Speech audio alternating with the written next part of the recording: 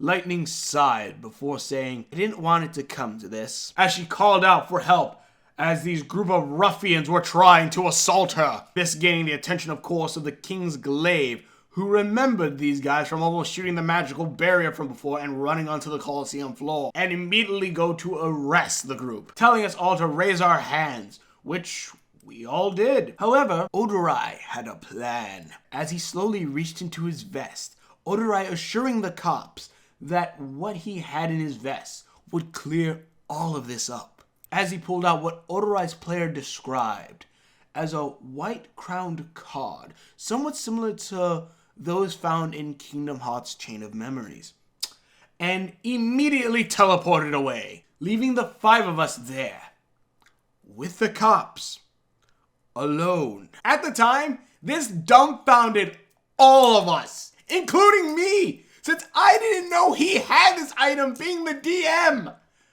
But this is also maybe one of my favorite scenes of the campaign, so it's kind of still amazing. Even greater was, Odorai took the royal badge with him too, so we couldn't even use that to get out of this situation.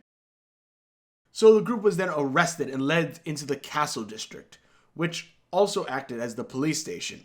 A confused and terrifying Prompto seeing us as he was waiting for us to introduce him to the prince, now seeing us being led past him towards the castle district in cuffs. Though Furia did tell Prompto to go find Odorai, and Seth also accompanying him, since the entire time Seth had actually kept his distance from us and decided to follow Prompto to help find Odorai. While that was going on, the rest of our group was led to the main castle, passing large courtyard that had multiple statues of the 5 Celestials yet again, before we were then led into said castle and were taken to the elevator down to the dungeons. Noon, however, was riding alone with some of the guards, before then asking them, "Does anyone want to get out?" But before she could attack, she was immediately knocked unconscious. Cut to Prompto, who knocks on the door of Karen's Mechanics, as a blue-haired elf girl, who totally isn't the girl from Jak and Daxter, answers, and upon immediately being asked if she had seen Odorai, yells out for the Saiyan to answer the door. As Odorai answers the door, of course,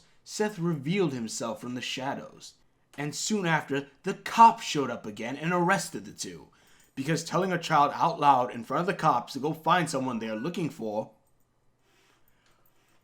wasn't the best idea. Seth was arrested for helping Odorai escape, and the two were then escorted to the castle and thrown into a cell with the rest of us. But not before Odorai telling Karen that he'll be back soon. While in the cell, the group gave Odorai a talking to about just ditching the group. Well, everyone but Noon, who was still knocked out from the elevator ride and is now laying on the, cell bench or whatever the hell they have in there. Guess it's a cot? Furia bringing up why Odorai didn't just show the badge Ignis had given them like before.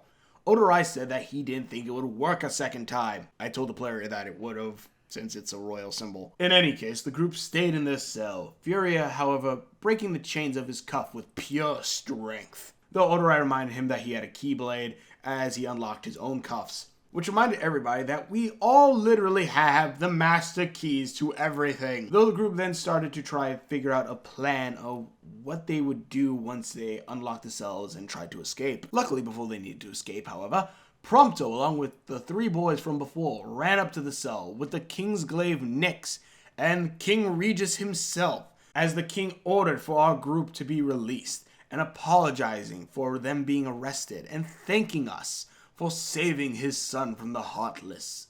It seemed that Prompto had informed them of everything that we had done, as well as Ignis on that part as well. Prompto, of course, even gaining the courage to talk to Noctis to tell him about all this. We all accepted the apology, though Furious said if he wanted to, he could have busted out of that cell at any time.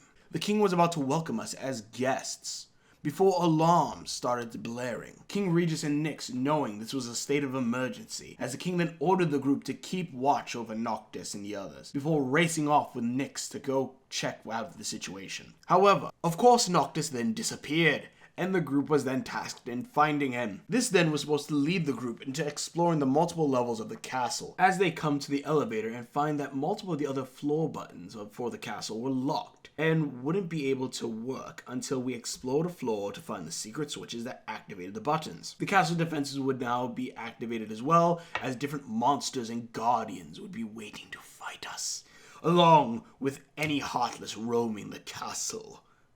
However, back to us having literally the master key of everything, Old or I merely unlocked the elevator's top floor and skipped all the other floors. However, this elevator couldn't take us to the highest floors since it didn't go that high. But Gladio was at least able to point out that Noctis probably headed to his room on the residential floor. After being led to the correct elevator and riding that elevator to said floor, the doors soon dinged. But as the doors opened, the young prince was screaming as a large, heartless Naga was chasing after him, thus throwing our heroes into combat as they sliced and diced at the giant Naga heartless. The Naga shooting electricity back at the group and dealing some serious damage. But soon the enemy was defeated and the group stood victorious. Then the elevator started to move. The group had the kids hide in the prince's room as the Keyblade wielders readied for battle. The elevator floors dinged as they slowly slid open to reveal Noon! Because they forgot her knocked out in the cell. In any case, the team then started to search the residential floor, finding multiple chests with items in them to take on their journey, as well as finding the mysterious Zuria Report 6. They also didn't decide to loot Noctis's room because Prince Noctis was in there with his friends, which again, you should remember this for later on in this campaign. Nyx eventually showed up to watch the kids, as well as give the group a small ring known as the Ring of Lux, which would allow them to wield a piece of the power of the mysterious Crystal of Insomnia. Nyx explained that the king had headed to the throne room. Also, we had been going for about 3 hours and we wanted to wrap up the first session, so I had the group basically sprint to this room. The group hurried to the throne room, the two golem statues letting them pass when shown the ring, and let the group take another elevator upward. When they arrived on the throne room lobby, they heard the clashing of blades.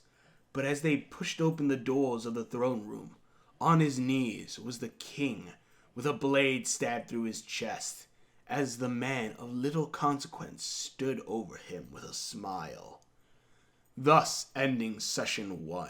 From here on, I'll be uploading the actual audio of the game sessions. I may continue the recaps also to summarize what happened for some of these things, but hopefully you're all enjoying this. My last one had gotten more views than a lot of my other animatics I've done before, and hopefully I can kind of make this a regular thing. Thank you all so much for watching, and we will see you later. Breath. Should I take a deep faith? Should I take a leap? Taste. What a bittersweet. Oh my life. Let me face my fears. Oh, let me face my fears. Won't be long, I'm almost here. Watch me cry all my tears. Zuria Report number 6, Reoccurring Dream. I had that dream again. It's coming more and more frequently. Keep wondering if any of this is for real or not. I hear the clash of metal. I can hear the screams and cries. I hear the earth quake with rage. I see the tears of the ocean and the light in the sky darken.